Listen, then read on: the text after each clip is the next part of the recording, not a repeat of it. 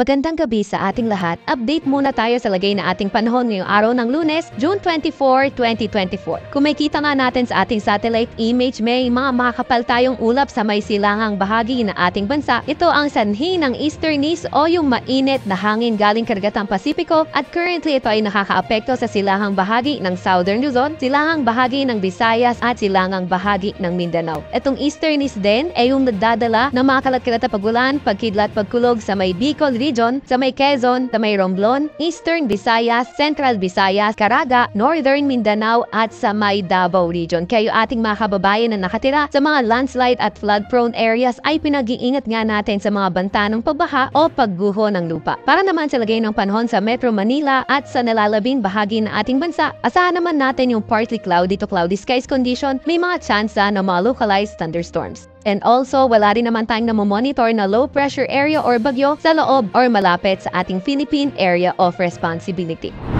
Para naman sa lagay ng panahon bukas sa Luzon area, inaasahan nga natin dito sa may Bicol region, Quezon, Romblon, pati na rin sa mga kalapit na areas yung mga tsansa or mga kalat-kalat na mga pagulan, pagkilat, pagkulog, sanhi pa nga rin ng easterlies. Para naman sa Metro Manila at sa nalalabing bahagi ng Luzon area, asahan natin partly cloudy to cloudy skies condition pa rin tayo, may mga pulupulong pagulan, pagkidlat at pagkulog. Agwat ng temperatura, Metro Manila at Lawag maglalaro mula 25 to 33 degrees Celsius, 16 to 24 degrees Celsius sa may Baguio, 26 to 35 degrees Celsius sa may Tugigaraw, 26 to 32 degrees Celsius sa may Legazpi at 22 to 31 degrees Celsius naman sa may Tagaytay.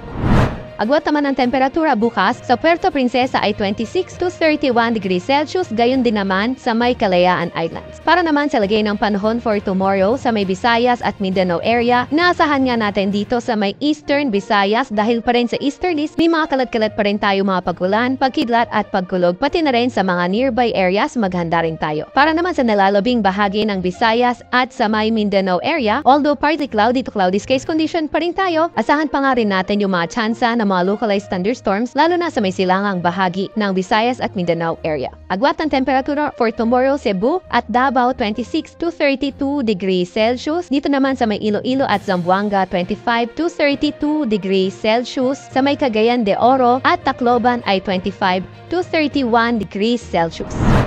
Wala pa rin tayong nakataas na gale warning sa kahit na anong baybayin ng ating bansa.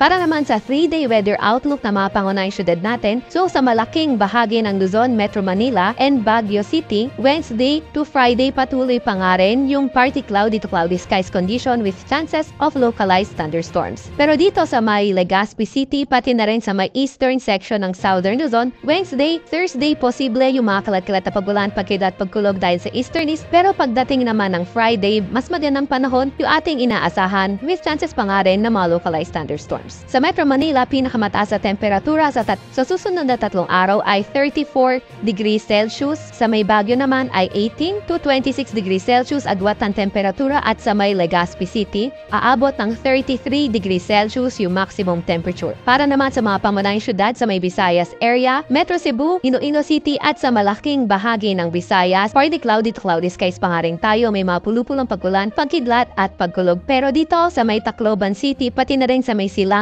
bahagi ng Visayas area, Wednesday, Thursday, may mga kalat-kalat tayo mga pagulan, pagkidlat, pagkulog dahil sa easterlies, pero pagdating nga ng Friday, mas magandang panahon na inaasahan natin. Sa Metro Cebu, pinakamataas sa temperatura abot ng 33 degrees Celsius, 25 to 33 degrees Celsius naman sa may Iloilo City at sa may Tacloban, pinakamataas sa temperatura ay 32 degrees Celsius. Sa may Mindanao area naman, sa Metro Davao, Cagayan de Oro, Zamboanga City at malaking bahagi ng Mindanao, patuloy pa nga rin partly cloudy to cloudy skies with chances of localized thunderstorms. So hindi pa nga rin natin tinatanggal yung possibility na mas mataas yung mga localized thunderstorms sa may silangang bahagi ng Mindanao area. Sa Metro Davao, pinakamataas sa temperatura ay 33 degrees Celsius. Sa may Cagayan de Oro naman ay 25 to 32 degrees Celsius agwat ng temperatura at sa may Zamboanga City ay 25 to 34 degrees Celsius.